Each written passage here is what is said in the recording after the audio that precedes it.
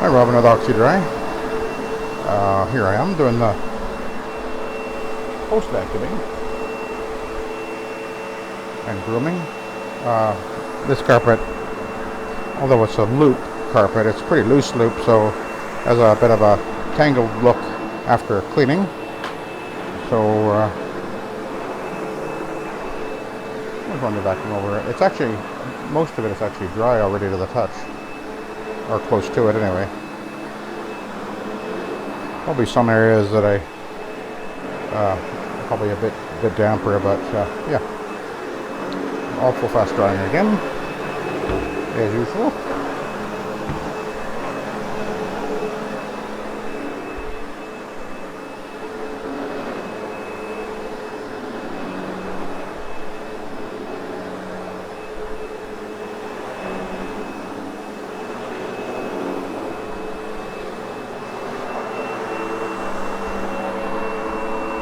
You know, one of the reasons why I stopped using the Kirby,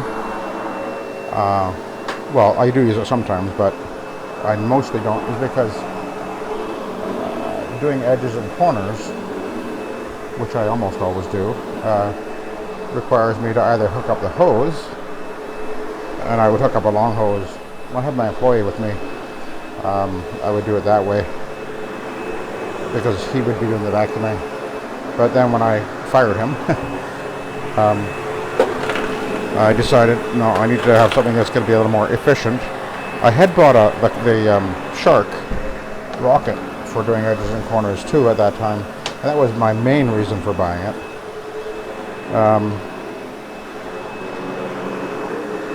But when I got rid of him, I decided, okay, I need something that's going to give me the ability to be moving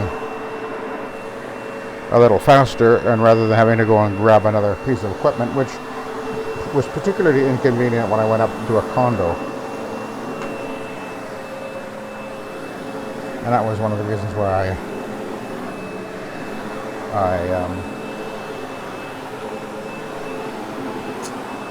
I went to a vacuum which has the ability to do the edges and corners with a attachment in like a, I can't remember whether I went to a Pro Team after that or I went to the Hoover. I think I went to the Hoover after that. Actually, I think I bought this thing, and then I decided, I bought the Hoover about the same time. I bought two vacuums, I guess, and then the Hoover sort of won out as my primary vacuum for a while there. I have the larger one, I guess it's 15 inches, which I used for a few years, and then I bought the 13 inch, which I've been using the last 2 or 3 years.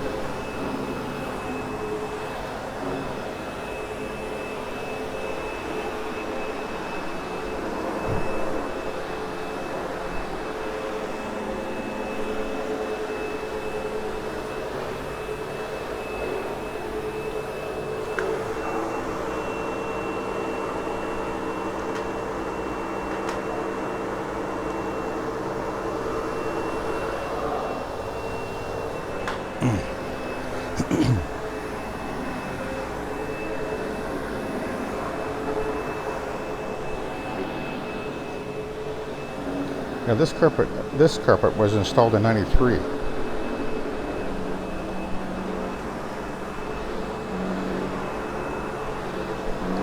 So this is a very old carpet. It's amazing it's still on the floor.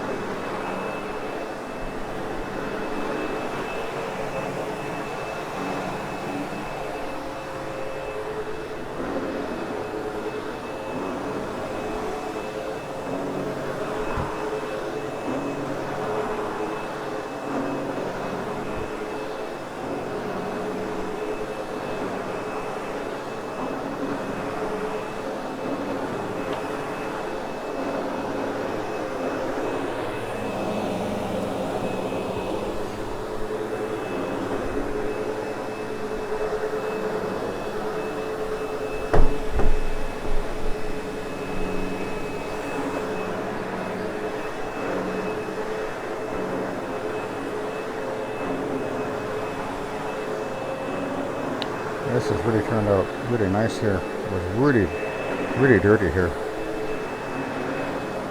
But looks awful nice now.